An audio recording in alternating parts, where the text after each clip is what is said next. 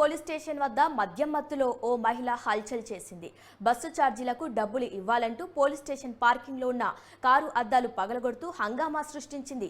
పోలీసులు వారించి ఆమెను అక్కడి నుంచి పంపించారు.